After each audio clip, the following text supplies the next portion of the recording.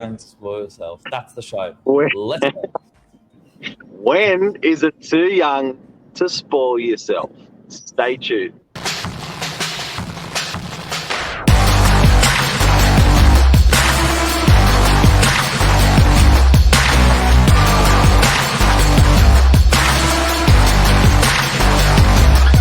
I'm the ringleader, so listen up.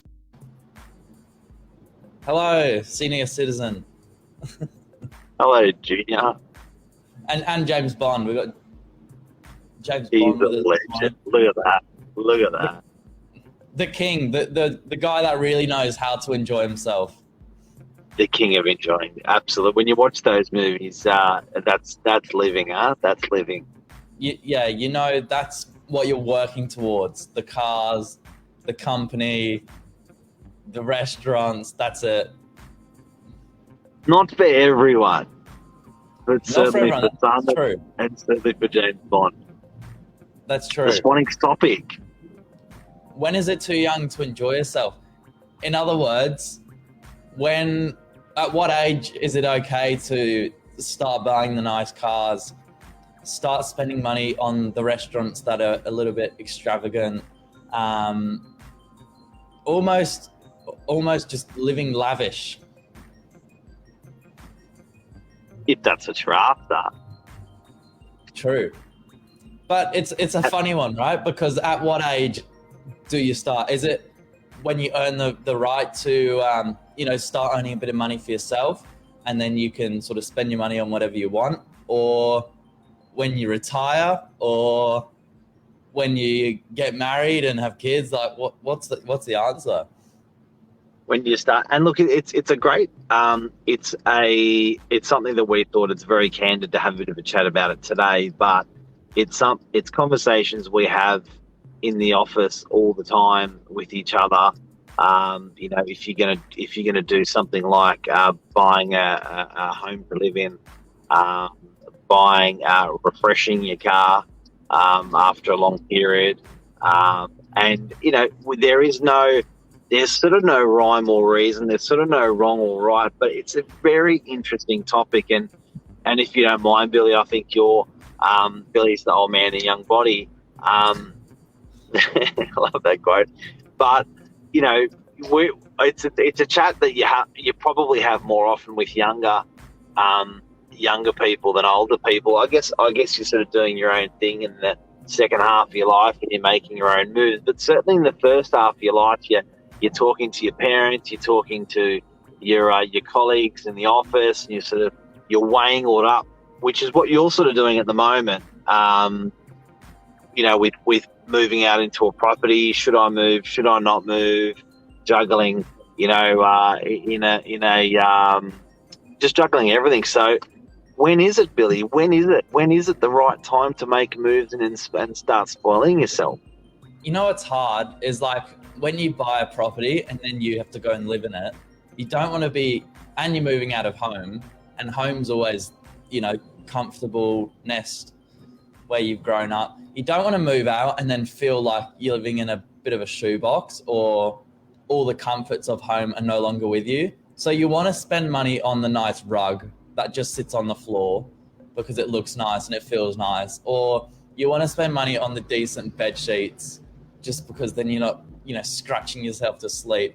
And at what point does it go a bit too far? Then you want to have the nice car because everyone else around you has the nice car. I don't think that ever is the right time. I honestly don't. You know what I think it is also, and everyone's different. Like what makes different people happy is completely different, and I think it's an order of priority. A lot of people don't get the priorities right, and certainly as you start to get older, you realise that if you do you do chase the dream, and you do get the priorities right. I love people's feedback on this, by the way. When is the right time to start spoiling yourself with certain things, family, and I think it's really all about priority, and the better you get that priority, the better I think the quicker and faster the next thing comes up in front of you. And I also think there's part of enjoyment is actually just stopping and having a look around, or part of spoiling yourself is not doing anything and smelling the roses. Stop climbing the mountain and have a look around and enjoy the view. And I think that's just important. So when you've actually bought that rug that you're talking about, to actually stop moments in time and actually just enjoy that sort of stuff, because you can very quickly move on to the next thing and the next thing and the next thing and the next thing and the next thing, and actually constantly live in an unhappy state of mind, or you're ruthless, or you're restless, and you want more. So I think part of what Billy, what you're doing at the moment is, I think just enjoying it, and getting out into your own, and getting out of school into a new job. Like, you've only been in real estate for less than 2 years. I think it's actually a lot of it is a state of mind and just enjoying yourself. And for some reason, I think that also helps with prioritization and moving you on to other stuff. Yeah, but like you say, there's almost a certain way you want to go about, living short term or long term. And once you figure that out, then it's pretty easy to put some sort of an agenda together on how to get there. So for some, that might be retire at 50 and just have heaps of time off. Now, to retire at 50, you might want to just absolutely smash work short term, set yourself up. For other people, it might be just making sure you can go to the beach every afternoon. And so there's a particular type of job that will allow you to do that. And it's like, once you figure out where you want to go, then you can just start spoiling yourself with the right kind of, in the right kind of ways. If you want to be a pro surfer, then, there's a particular job that will allow you to, get the hours in the water. And so then you can just start spoiling yourself in ways that's going to obviously make you happy. It's different. And, like, I've got a really interesting client which spoil yourself buy a property. But I've one of my favorite friends and clients bought it, like, heading to 100 fairly quickly. And what I find really interesting is spoiling themselves is playing the sport, and the sport is investing, and the sport is renting out the investment, and the sport is going to work every day. And a lot of people think, why aren't you spoiling yourself? But that particular person, that's the ultimate spoil. Keeps the marriage healthy, keeps the mind healthy, and it's not the spoil we think. Like, you'd think someone like that, for instance, would be, they can live wherever they want, they can fly wherever they want, they can eat whatever they want. But that's not the spoil. The spoil is practicing their sport and having the freedom to actually be able to do those things, but not necessarily doing them. So it sort of changes the dynamic a little bit when you're young, to think about, I guess what's sort of important to you out there. So, and I think it's a relevant topic for today, because I do get asked a lot on social media, mentoring people at work, about certain milestones and achieving certain things, and people often feel sometimes they're behind the 8 ball, and that's a good natural feeling. Yeah, but the other spin off this is talking about retirement. Now, Mark's not on here to announce retirement, fortunately for us, not just yet. But what age do you retire? Because it's interesting. You were talking about superannuation, the way the government is setting you up to retire at an age. What is it now? I think it's got a 7 in front for males. It was 65 but I think it's hitting 70. Yeah. If it hasn't already with superannuations and retirement packages and stuff like that. But it's amazing as a society, when is it too young to spoil yourself? This cannot be a topic that's relevant to a 21-year-old. It could be a topic relevant to a 55-year-old who's done enormously well and can afford to stop working. Do you really want to spoil yourself and stop working? It's a really interesting topic.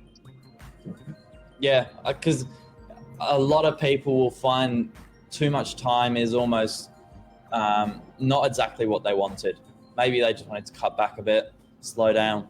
But it's interesting, at what age do you say I'm packing it in? And for a lot of people, I think it's more just a shift into something else. People a lot of people say, too early. Yeah, like I think you often think when spoiling yourself and packing in early is playing golf on a golf course at a young age. But I think it's, for me personally, and I think everyone's different, I don't think I ever want to retire. I think the reality is maybe less hours, but, it's pretty interesting. I think, 55, 65 and 75 won't look that much different. But we're cultured to put our feet up at the age of 55, 65, and that may be your way of spoiling yourself. It's a really interesting topic. Yeah. Well, I'm a little way off there, Mark, but I'll let you know how I go over the next couple of decades.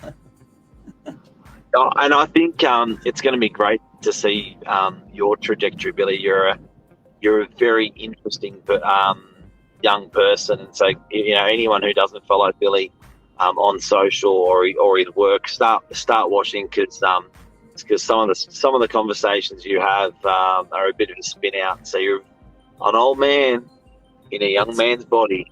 It's funny. I'm just trying to live like James Bond. That's where I'm going. Lisa and I were talking about you this morning. We were saying you probably can't train some of your traits that are wonderful. I don't think are trainable. I think you fortunately got them where you don't, and then you got to find the right industry that it gels with or squares off with, which you've done. Yeah, I call it a bit of luck. Thanks, Mum and Dad. What a mum and dad. Cool people. But I think that's a bit of a wrap. There is no age to start spoiling yourself. Do it in small doses, though. Not too early. Make sure you do it with good reason. Don't just go crazy. And I think, that overall leads to making sure you're making sure you're enjoying yourself and working hard. Work hard, play hard.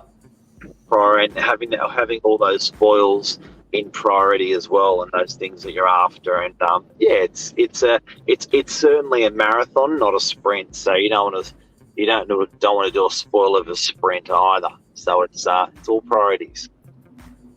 That's it. See you, legends. Later. Take care. Bye. See you, mate.